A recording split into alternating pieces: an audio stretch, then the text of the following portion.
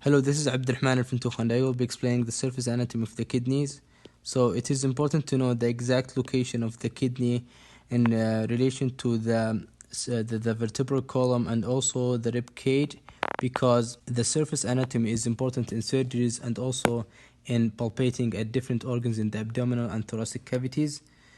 So I have this figure showing the posterior aspect of the vertebral column that includes also the rib cage and other organs, but most importantly the kidneys. And the reason why I'm viewing the kidneys posteriorly, not anteriorly, is because if we look from anterior, the kidney is completely invisible and they cannot be seen because they are hidden inside the abdominal viscera.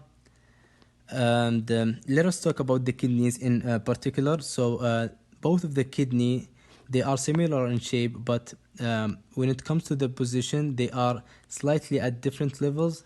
So the right kidney is at lower level because the liver is pushing it down, is forcing it down, and the upper pole of the right kidney is just touching the 11th rib, and the 11th rib is not covering the kidney entirely, but the 12th rib is actually covering the right kidney entirely.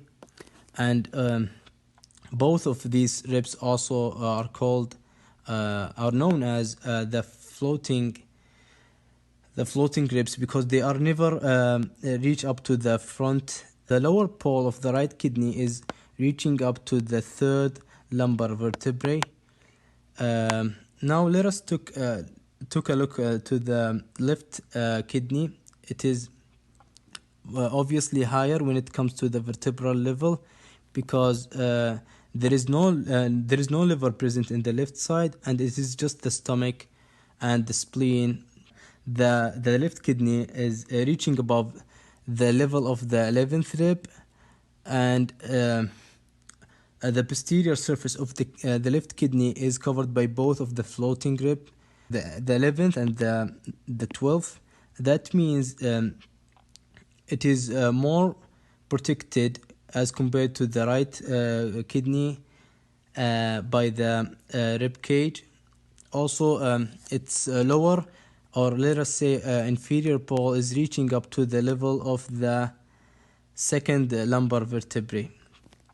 And I'm going to draw an imaginary line here. Is called transpyloric plane.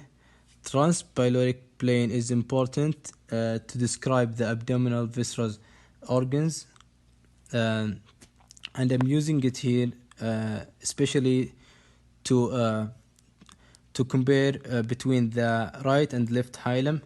So the hilum of the right kidney is slightly lower and slightly lower than the level of the transpyloric plane, while the hilum of the left kidney, is at the level of the transpyloric plane. Thank you for listening. This is Abdurrahman Al-Fintukh and I will explain the anatomy of the kidney. So the kidney is around 120 to 200 grams and not that long, about 10 to 12 centimeters and 4 centimeters thick and about 5 to 6 centimeters wide. And the kidney consists of two poles. We have the lower pole, we call it extremitas inferior, and we have the upper pole, we call it extremitas superior. And in the upper pole you can find the suprarenal gland. So the kidney has two margins separating the anterior and the posterior. We have the lateral margin here and the medial margin here, where you can see the hilum renella, where lymph and blood vessels and nerves go in and out. And so let's get into the microscopic level. This is a kidney that has been cut in half, so we can see the structure within the kidney. Let me start from the outside, moving inward. First of all, we have the renal capsule or fibrous capsule, which is a tough fibrous layer surrounding the kidney. Within the capsule, there is two major divisions within the kidney. This outside layer we call cortex, and the inside layer we call it the medulla. And microscopically we can see the pyramids, not here, here the renal pyramid, which is slightly darker than the surrounding cortex, and we can also see the renal columns here, which is separate the renal pyramids from one another, and also the columns carries blood vessel to the cortex.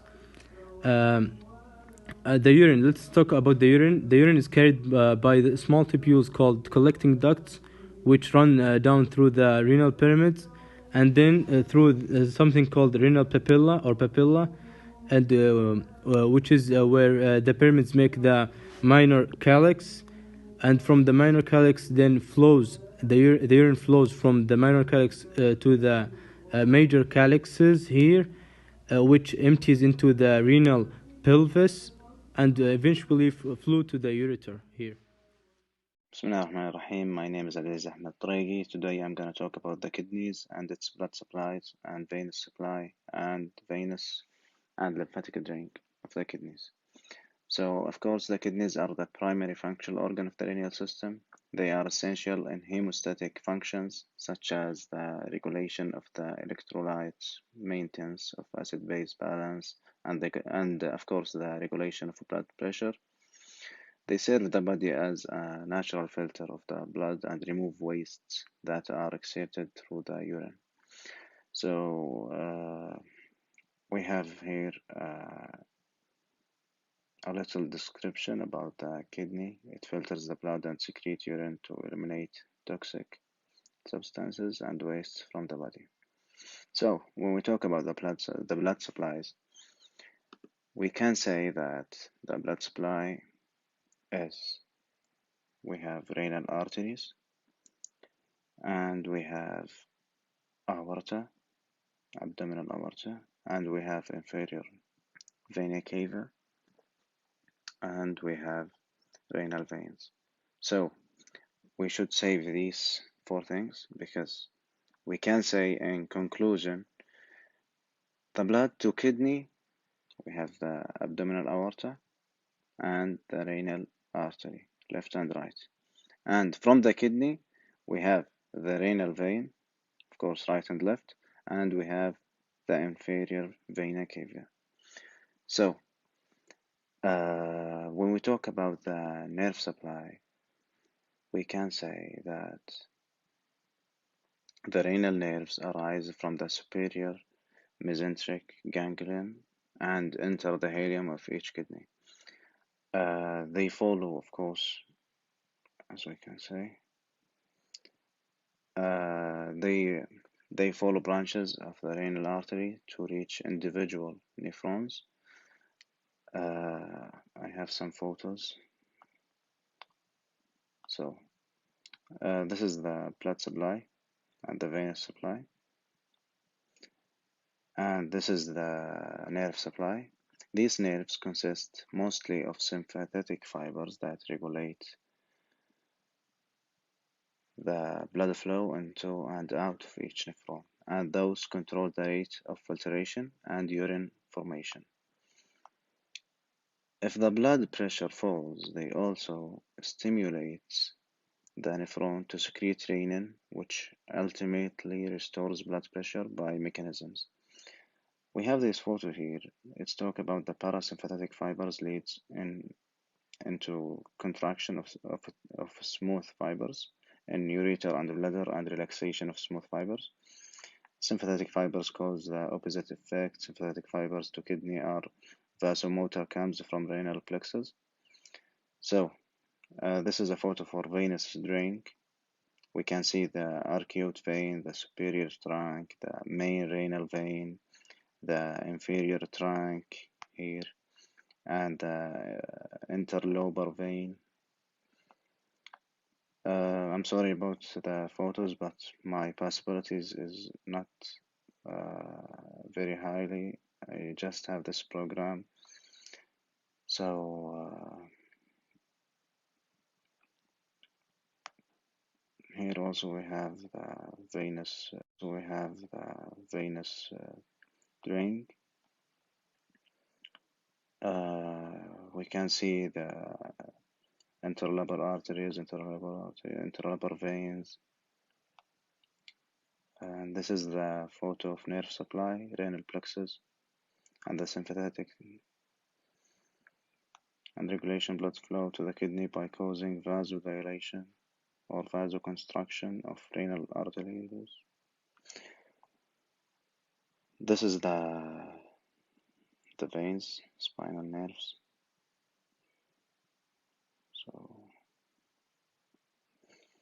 And this is a photo for lymphatic drain. We can see here the kidney.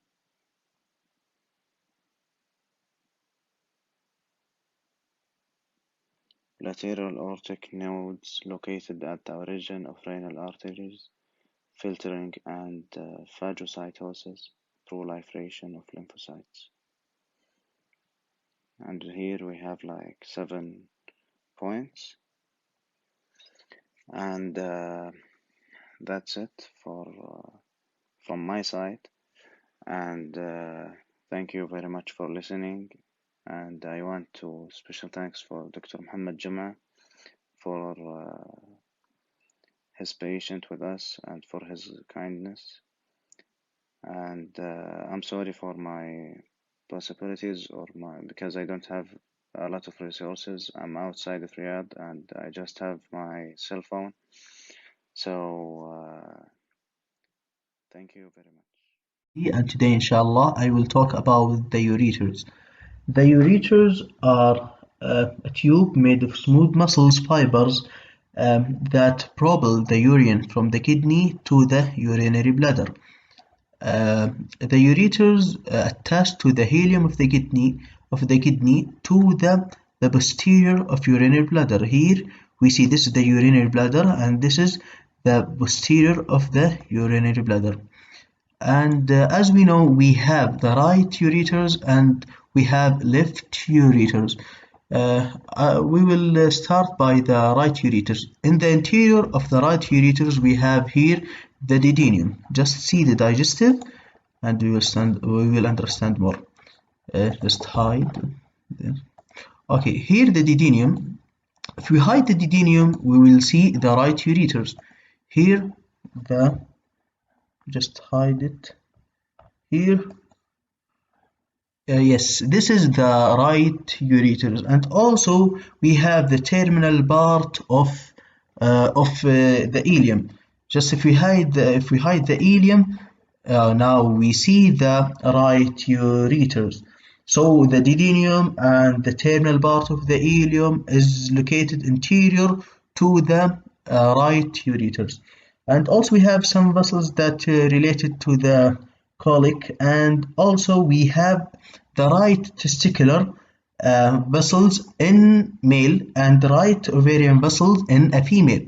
This is just like hide this. Here, for example, this is the artery, the testicular artery, and also we have the same of this, like testicular vein. This is in male testicular and in the female ovarian arteries. And also we have the roots of the mesentery. As we know, this is the roots of the mesentery located here to the anteriorly to the right ureters. From the posterior, we have this large muscle, which is the right poses muscle or poses major muscle in the right poses muscle. And also we have the common iliac artery, and this is very important and dangerous, the common iliac artery. We have this, the external common iliac artery, and we have internal common iliac artery in the right. For example, if you are a surgeon, you wouldn't be cut like iliac artery. You have to be sure that you cut the right place, which is like ureters, because in the operation room, this area will be so bloody. If you don't understand the anatomy very well, you maybe make a big problem. Now let's go to the right ureters. The right ureters, we have the sigmoid colon. Let's just see like here. Okay, let's hide it like this. Let's hide this. Okay. Yes, this is the interior of the left ureters, we have the sigmoid colon, and as we see, this is the sigmoid colon located anterior to the left ureters, and also we have some colic vessels, and also we have the testicular artery, and also we have testicular vein. This is the testicular artery, and in male. And from the posterior of the left ureters, we have also a poses muscle, the left poses muscle, and we have also a common iliac artery, which is we have external iliac artery and internal iliac artery. Just hide this, and also yes, this is here the external iliac artery, and here the internal iliac artery from the posterior of the left ureter. Now let's go to the blood supply of the ureter. Just finish from the digestive. Yes, now we will go to the blood supply of the ureters.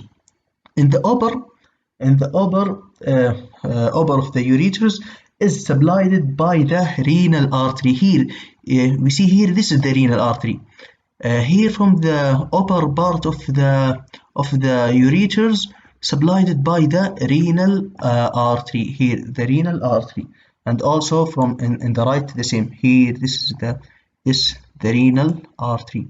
See, this is the renal artery in the left, and in the middle is supplied by the testicular in male, or ovarian artery in a female. This is here. This is the testicular artery.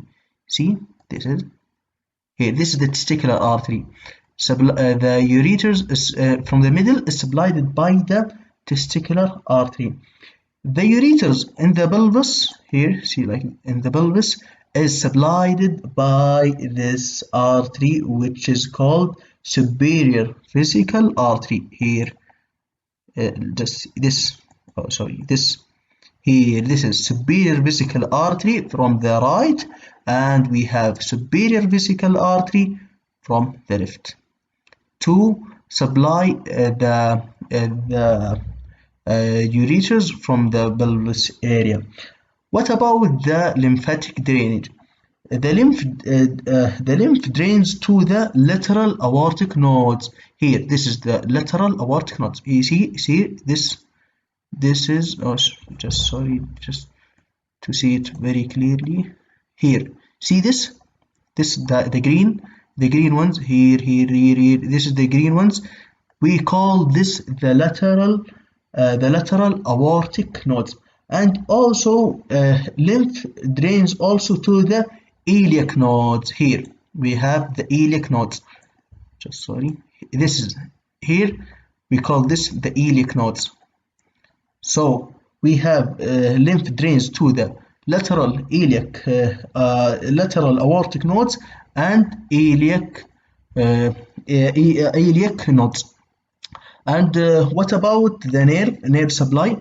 We have the uterus get the signals from the we have the renal nerves, which is located above the aorta. There is a lot of nerves here. I'm sorry, I cannot show you because this program, but here there is a lot of nerve which called like renal nerve.